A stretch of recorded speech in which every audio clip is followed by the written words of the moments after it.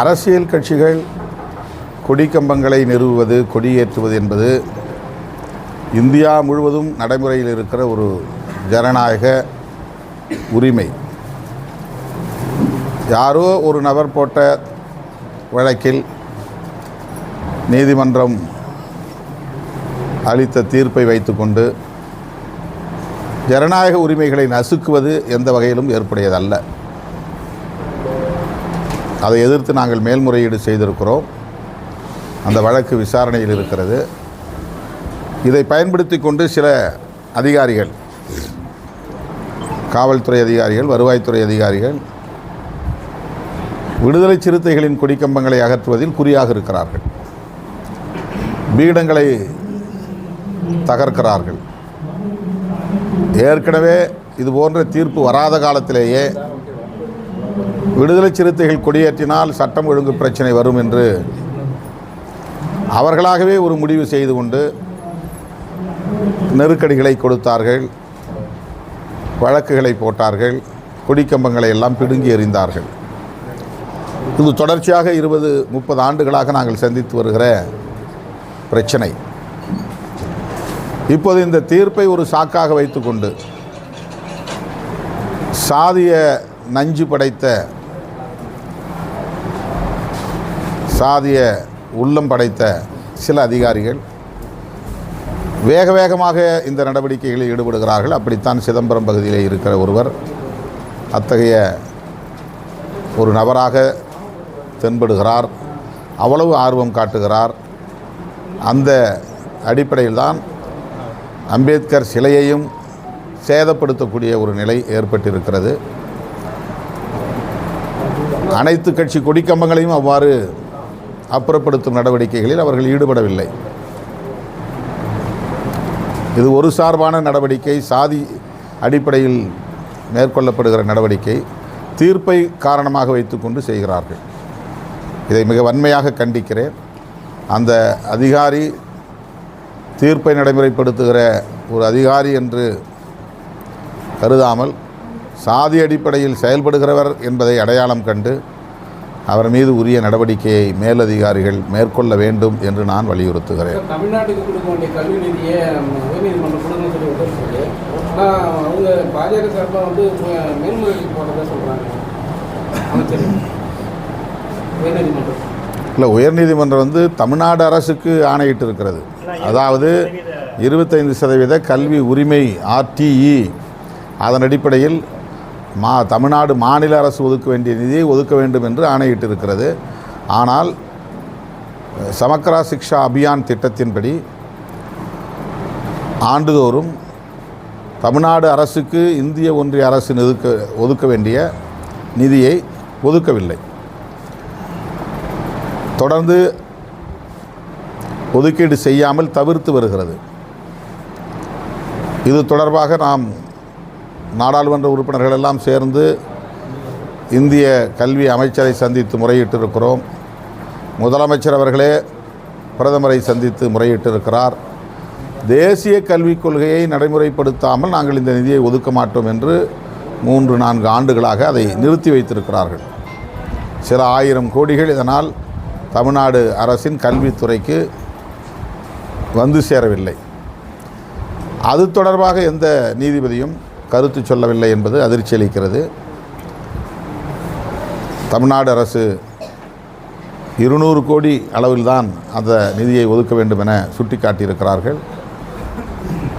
ஏற்கனவே நிதிச்சுமையால் அல்லல் பட்டு கொண்டிருக்கிற நிலையில் இந்த 3-4 ஆண்டுகளாக சமக்ரா சிக்ஷா அபியான் என்கிற இந்த திட்டத்திற்கு ஒன்றிய அரசின் உதவி இல்லாமலேயே அதை நடைமுறைப்படுத்தி வருகிற தமிழ்நாடு அரசுக்கு நீதித்துறையை சார்ந்தவர்கள் என்ன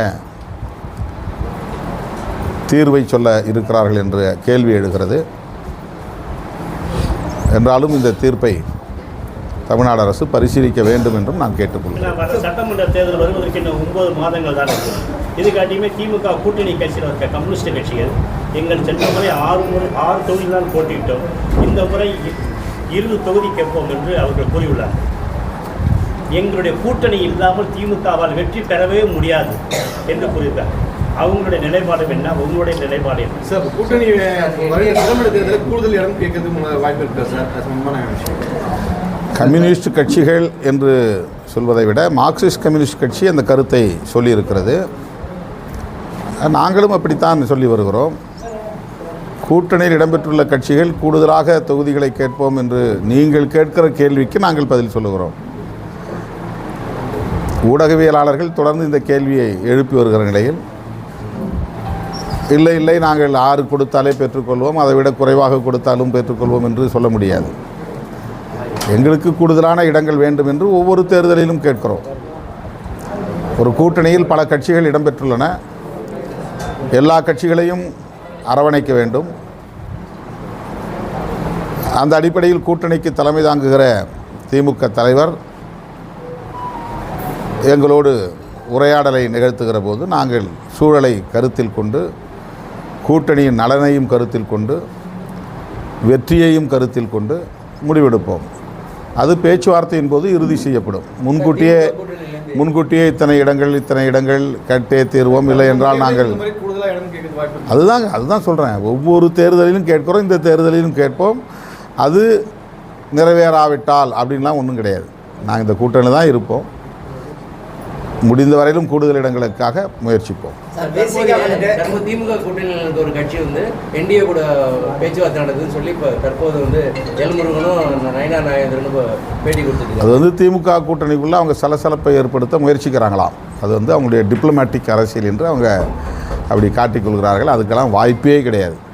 திமுக கூட்டணியிலிருந்து ஒரு கட்சி கூட வெளியேறுவதற்கு வாய்ப்பே இல்லை. அவங்க அப்படி ஒரு கருத்துருவாக்கத்தை செய்வதாக எண்ணிக்கொண்டு சொல்லுகிறார்கள். சார், விசிகா ஒரு பயத்தோட தான் திமுக கூட கூட்டணியில் வச்சிருக்கேன்னு எல்முருகன் நேற்று விமர்சனம் பண்ணுறாரு. அதை பற்றி உங்கள் கருத்து சார்? இல்லை, அவங்களுக்கு திமுக கூட்டணியை சிதறடிக்க முடியலையேங்கிற கவலை இருக்குது.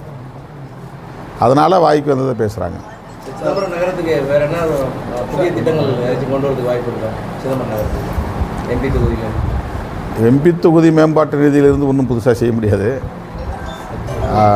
நாங்கள் ஒரு எதிர்க்கட்சிங்கிற முறையிலையும் இந்திய ஒன்றிய அரசின் திட்டத்தில் எதையும் நாங்கள் வெற்றிகரமாக சாதிக்க முடியாது.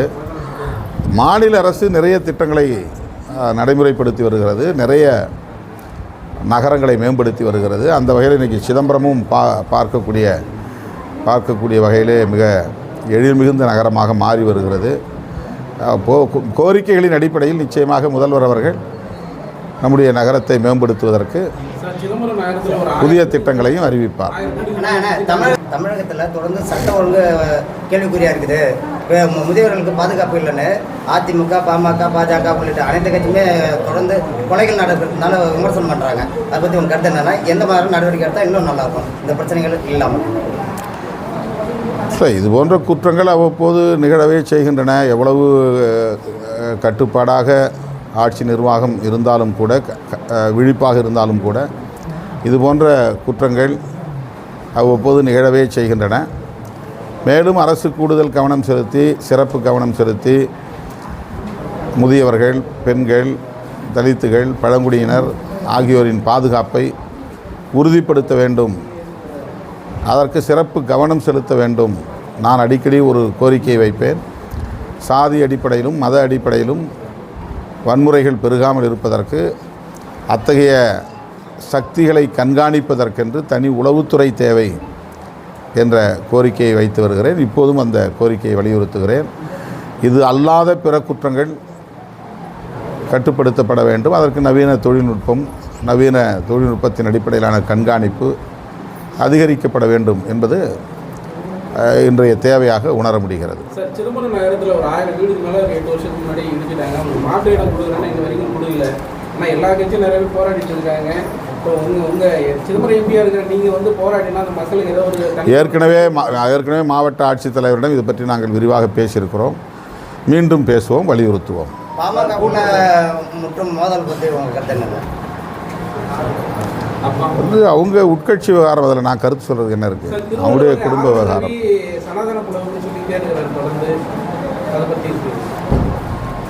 அது தமிழ் உணர்வாளர்களை சனாதன சக்திகளாக மாற்றுவதற்கு முயற்சிக்கிறார். அதுபோல் முருக பக்தர்களை எல்லாம்